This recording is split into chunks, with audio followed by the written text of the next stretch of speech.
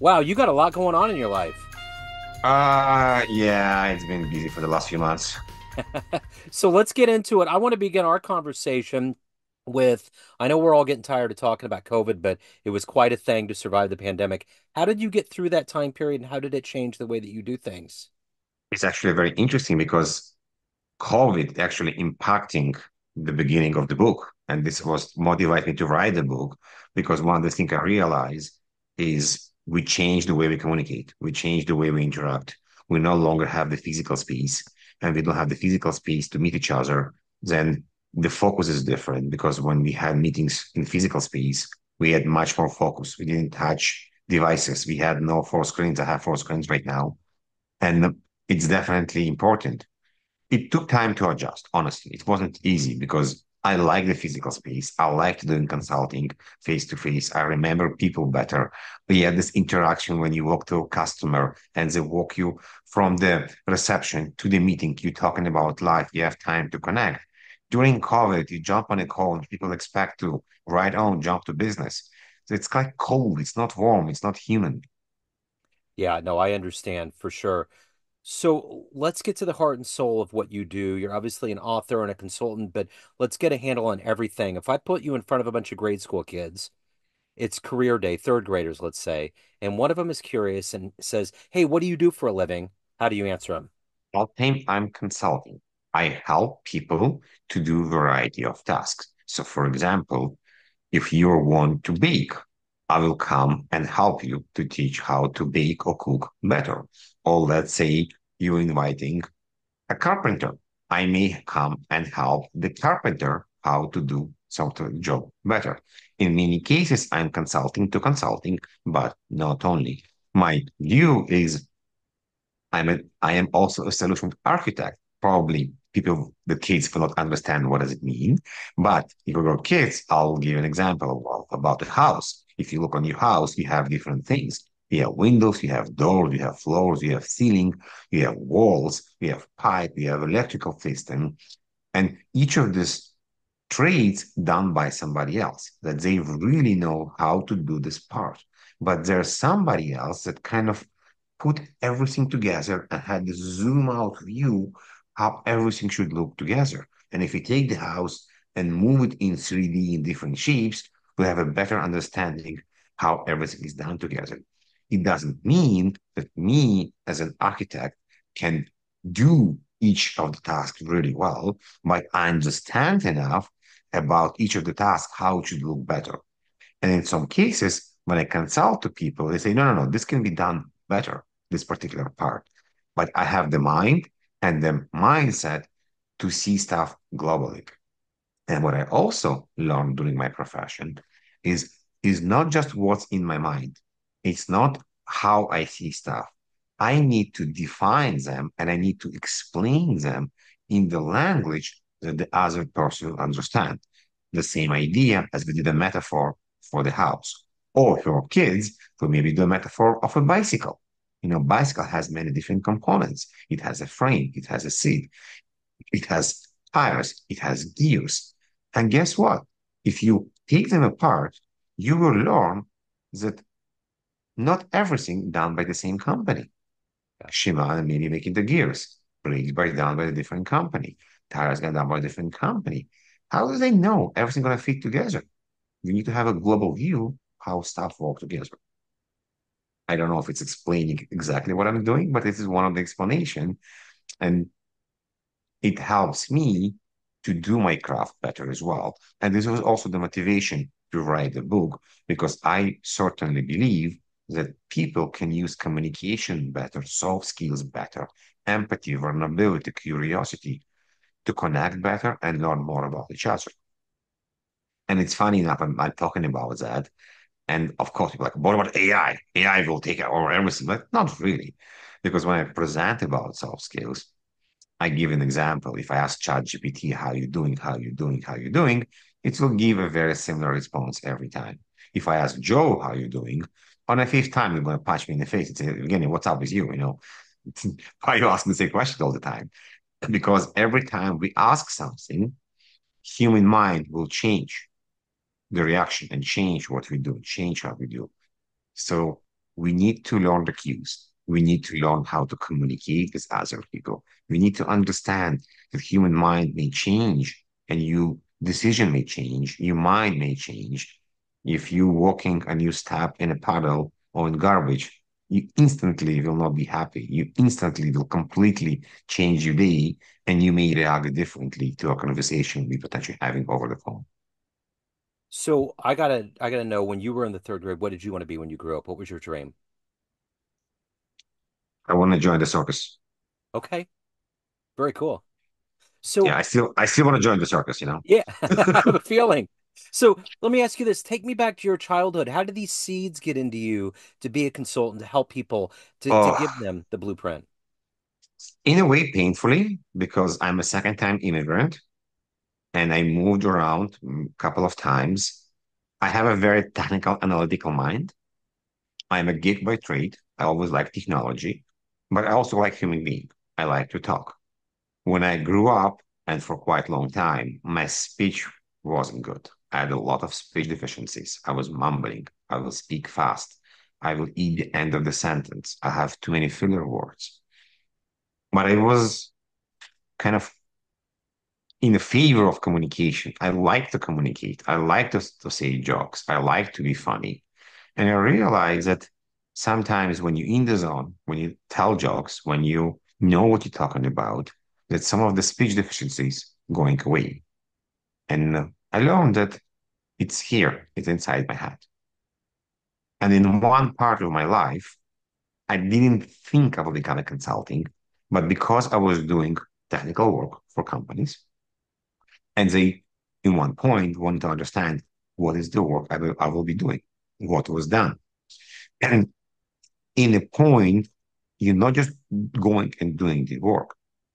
The company asking you, oh, Evgeny, you're going to install XYZ. You're going to do this and this. Tell us what's going to happen, how it's going to change your life, and what's going to be the impact. And now you have to stop. Okay, it's not just technical.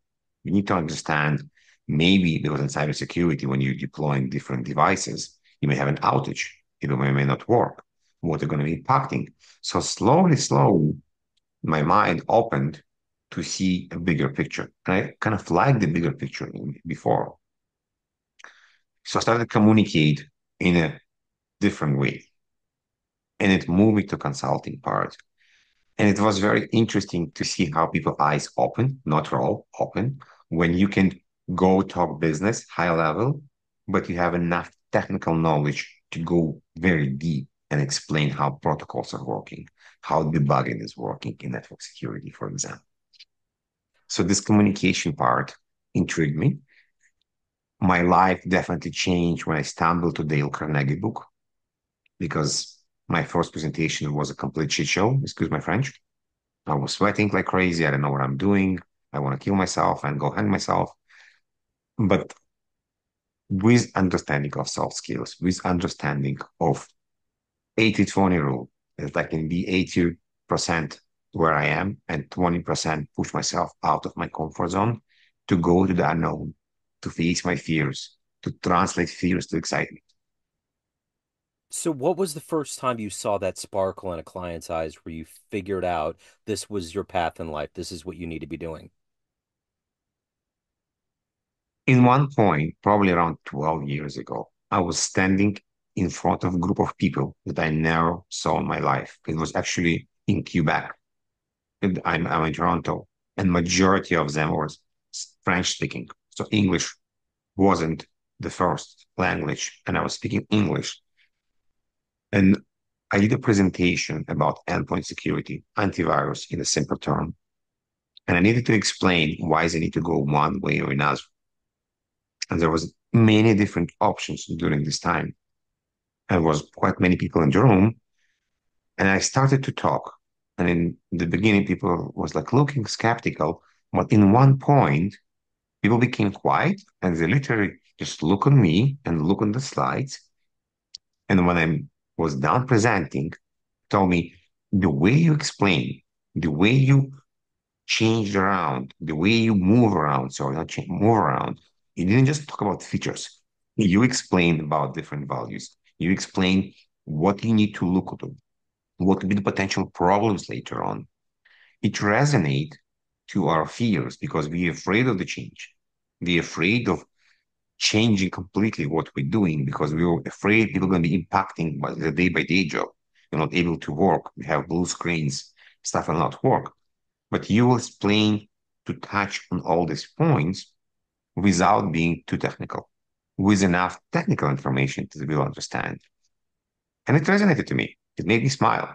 Because people that I never saw in my life like what I do, even though my English wasn't perfect, saw my passion because I realized very early that the more passion I'm doing and putting into my words, into myself when I'm presenting, it's going to be a better outcome as well. This was the beginning. And last 5 years was different completely with COVID. It opened the opportunity to do much more.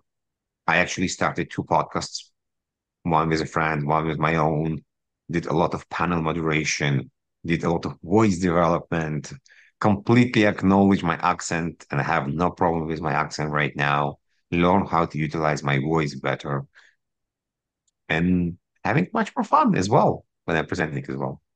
So, who's been a hero for you, an inspiration in your life? Well, quite many different mentors in my life. But if you're talking about speaking, if you watch Shark Tank Yeah, in US, yeah. Robert Horjovic, I was working for Robert Horjovic for the last 16 years. So I only left, no, sorry, not 18. I worked there for 16 years and I left about 2 years ago. Robert Horjovic still amazing presenter, completely natural. I spoke with Robert a lot about his presentations and what he used, and he's not familiar with many of the techniques that I'm learning. He's just natural. Yeah. So always when I saw how Robert present, it was a quite a big inspiration from a presentation perspective. But during my days, I was lucky enough to have many mentors in a different spaces. Yeah. That some will help me with speech, some will help me with positioning, some will help me with problem solving. I was in the Navy in Israel. This was an amazing school, how to solve problems and how to approach to problems in a sequential method and not just jumping from place to place. So, if you could meet one person alive on the planet right now, whether in business or otherwise, that you would like to just see how they operate or ask them some questions, who would that be? I really admire the work of Simon Sinek. Yeah. My to-do list is to be on his podcast. Yeah. I like the way he communicates. I like what he preach. Even so, he actually don't like the term soft skills. He calls them human skills. But he's definitely an interesting person to hang around. Yeah. There's many other people to hang around. Tony Robertson is an amazing person to hang around as well. Yeah. But this is the two right now. But it's not in a way to, oh my God, teach me. It's, I actually want to be on the show. I want to communicate with you on a Yeah. maybe not similar, but not very level below. Right on. So, what is your motivation every day to wake up to do this work? You have to give a lot of yourself to help people get to where they want to be, but you also have to evolve as a human and as a business person as yourself. So, what is that for you? Oh, there's many different things. First, I have two little kids, so I want to inspire them to see that there's many different options in life. Yeah. And I want to show them that you can control what you want to do. It's not just other people can tell you what to do. Two, there's many individuals that I want to help as well, because I think it's very important to communicate better and also be more secure. Again, I have like kind of two sides of the fence here as well. It's excite it's exciting me to see that what I'm doing can potentially help people. And maybe it's a big word, but can potentially step by step change the world as well. If we have better communicators, if we are more secure, it's mean overall we have a better quality of life. So, of everything that you've done and accomplished up to this point, what are you the proudest of? Oh, definitely my kids. Yeah. Yeah. This is like, no, I'm not gonna go any kids. Like kids is absolutely accomplishment that I don't want to underestimate how important they are in my life and how fun it is to see them growing and becoming little human beings. So this is one. And the other part, I don't think it's one. It's just a progression. It's Yeah. just a progression when you can move, move, move, and Basically, you have a goal, you have a dream that you translate to a goal or mini goals. You accomplish this, and then you move later on. So let's say you have a dream tonight. You run into the 18-year-old version of you, and you could give that young version of you a piece of advice based on the life you've lived, the wisdom you've gained along the way. What advice would you give your younger version? Definitely start doing the stuff you hate and afraid to do the most. Yeah. Just kind of go and punch and do them. You know, start speaking earlier, start more writing, start communicating with people that are better than you. Don't sit down, like, yeah, you need some kind of leisure time, but don't sit down and hear stories about people what they did last year, or how they spent vacation. The fifth time somebody tell me how was the amazing vacation on somewhere. Go and push yourself out of your comfort zone much, much earlier. Yeah. What's the best advice you've ever gotten? Believe in yourself. Yeah. Just believe in yourself. And yes, you're gonna stumble, make mistakes, but believe in yourself and make sure you have friends, relatives, people that can catch you in case you fall to put you back there. So everyone out there has a perception of you, family, friends, clients, colleagues, everyone around you, but you run the show. What's your perception of you? Who do you think you are?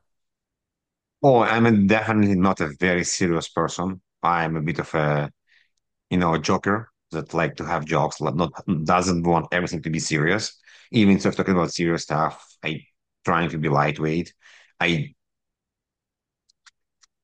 think I'm quite I don't know if it's smart, but intellectual human being. I don't think it's smart and intellectual is the same. I definitely know how to see the big picture. I like to see the big picture. I need to understand why we're doing and what we're doing. Don't just tell me we need this document. Don't tell me we just need to do that. I want to understand what we're trying to accomplish. So back to kind of not back, but if you talk about Tetris, like 2D Yeah. Tetris, and probably the reason why on the book, I don't know if you can see it or not. I cannot see it right now. Let's see if I can read better. There is building blocks. Yeah. No, it Here doesn't we want to go. see it. Yeah, there's building blocks on the book that basically shows that not a good picture. That basically shows that everything is part of one big structure, which is building blocks.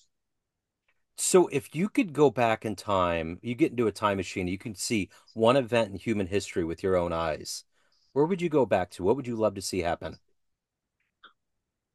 It's an interesting question, right? There's, huh, depend from where, if it's flying or not flying, but maybe some of the wars, maybe Napoleon, truly understand what he did was how it was actually happening during his war.